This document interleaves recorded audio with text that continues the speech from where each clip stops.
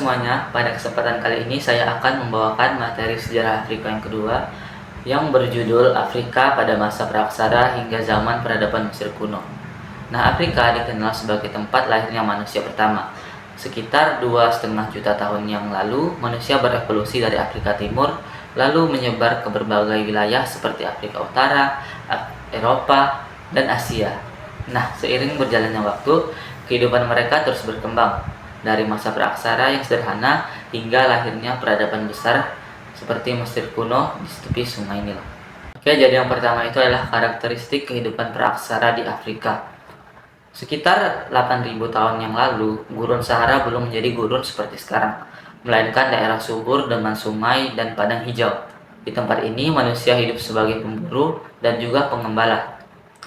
Nah, pada tahun 1956, seorang peneliti bernama Henry Lotte menemukan sekitar 800 lukisan batu di Aljazair yang menggambarkan kehidupan masyarakat masa lalu.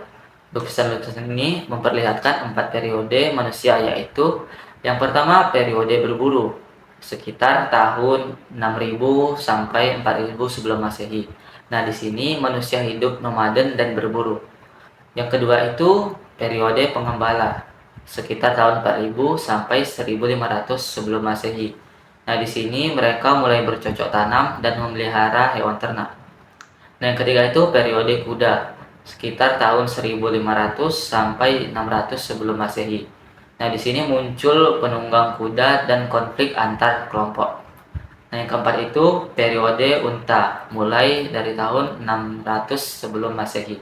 Nah, di sini Sahara mengering dan manusia bermigrasi ke daerah lain. Nah, pada masa pengembala, kehidupan sudah lebih stabil dan teratur. Namun, perubahan iklim serta datangnya bangsa garaman dari Afrika Utara menyebabkan peperangan dan kehancuran masyarakat damai di Sahara. Meskipun demikian, lukisan batu ini tetap menjadi bukti penting peradaban awal di Afrika. Nah, yang kedua itu kebudayaan praksara di Afrika. Nah, masyarakat Afrika kuno memiliki kepercayaan spiritual yang kuat. Mereka percaya pada Dewa Agung sebagai pencipta serta roh leluhur sebagai pelindung kehidupan.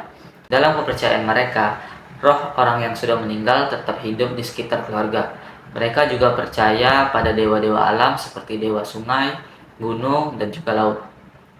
Upacara pemujaan leluhur menjadi bagian penting dari kehidupan sosial.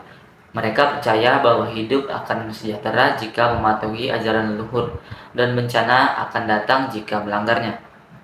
Sistem kepercayaan ini bukan hanya soal agama, tetapi juga menjadi dasar moral, etika, dan juga aturan sosial yang mengatur kehidupan masyarakat Afrika pada masa praaksara. Yang ketiga itu perkembangan peradaban Mesir kuno. Salah satu peradaban terbesar di Afrika adalah Mesir kuno, yang berkembang di sepanjang Sungai Nil sejak tahun 3150 sebelum Masehi. Nah, setiap tahun Sungai Nil meluap dan menjadikan tanah di sekitarnya subur, sehingga masyarakat Mesir bisa bercocok tanam dan membangun pemerintahan yang kuat di bawah Raja Firaun.